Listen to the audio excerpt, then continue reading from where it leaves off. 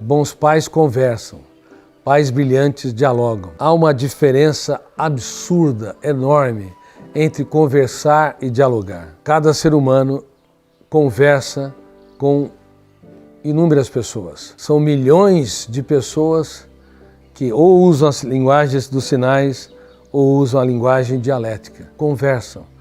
Bilhões de pessoas perguntam, debatem, leem, falam sobre esporte, música, literatura, política, economia. Tudo isso é muito bom. Conversar é bom. Só que dialogar é você penetrar no cofre da mente das pessoas. É muito diferente. E dialogar precisa da arte das perguntas intimistas. As perguntas que canalizam o processo de gestão da emoção. Por exemplo, você já perguntou para os seus filhos quais foram os dias mais tristes da sua história? Já perguntou para eles se eles sofreram bullying e que dramas viveram? Já perguntou se eles praticaram bullying? Se eles se colocaram no lugar dos outros no momento em que o praticaram? Já chegou a perguntar para os seus filhos se eles percebem que vocês, pais, são imperfeitos e aonde você errou e não analisou? Para que eles possam também falar das suas dificuldades no seu relacionamento? Muitos pais conversam. Aliás, como eu disse, milhões, bilhões de pais conversam quase todos os dias com seus filhos, mas não sabem dialogar, porque não sabem penetrar nas camadas mais íntimas dos solos da emoção. Você só consegue dialogar se você sai da condição de doutor, se for um médico, um advogado ou um magistrado, de executivo, se for um líder de uma empresa, de um chefe, se for alguém que trabalha e tem colaboradores debaixo da sua supervisão, ou se você sai da condição de um policial, da condição de uma pessoa que é respeitada e tem pessoas que te valorizam, mas se você permanecer na sua profissão, na sua condição intelectual, no seu status, você vai minimizar a sua humanidade. Para dialogar, você tem que ser um ser humano e um ser humano em construção, um ser humano imperfeito. Está vendo esse pássaro cantando? Ele está homenageando a minha fala. Nós precisamos de não heróis, precisamos de seres humanos.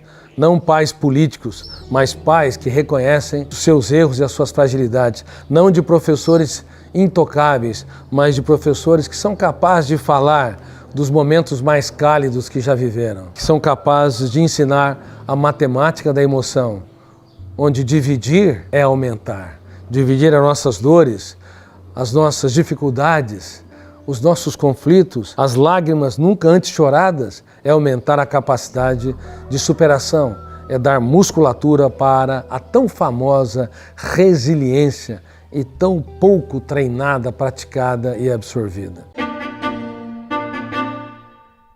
Uma criança de 7 anos de idade hoje tem mais informações que o imperador romano tinha no auge de Roma, e as crianças são super ativas. Não são hiperativas classicamente, como a síndrome da hiperatividade ou o transtorno de déficit de atenção, porque apenas 1% tem o transtorno de déficit de atenção, 1 a 2%, e tem um viés metabólico, tem que ter pais e mães ou avós que eram agitados, faziam 1000 coisas ao mesmo tempo, mas porque todas as crianças, praticamente, ou grande parte delas, no mundo todo estão agitadas, desconcentradas, querem fazer 1000 coisas também ao mesmo tempo, elas não amam a solidão, querem abolir a solidão, querem fazer muitas coisas para sentir migalhas de prazer, querem abolir o tédio, ficam fissuradas nas redes sociais, porque estão com a síndrome do pensamento acelerado, uma mente hiperansiosa pelo excesso de estímulos arquivados no córtex cerebral.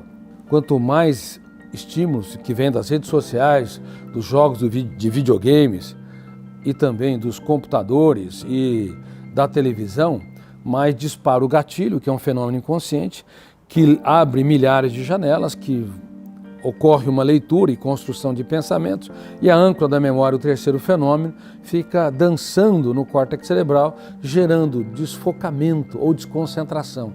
Então, o gatilho dispara milhares de vezes, abrindo milhares de arquivos. Segundo fenômeno. Terceiro fenômeno, a âncora não se fixa e as crianças não têm deleite do prazer de aprender, não têm deleite ou prazer de estudar um livro, de ler um livro e de debater ideias. Há uma preguiça mental geral e, infelizmente, também estamos na era dos mendigos emocionais, crianças, adolescentes e adultos que precisam de muitos estímulos para sentir migalhas de prazer.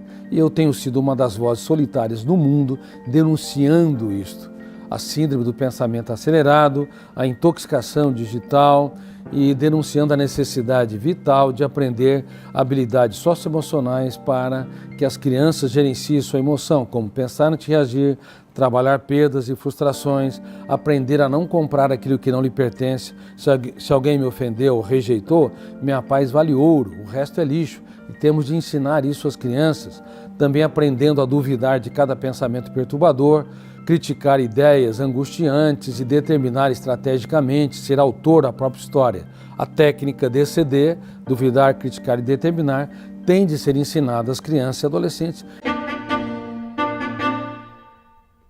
A relação de pais e filhos, que deveria ser calma, branda.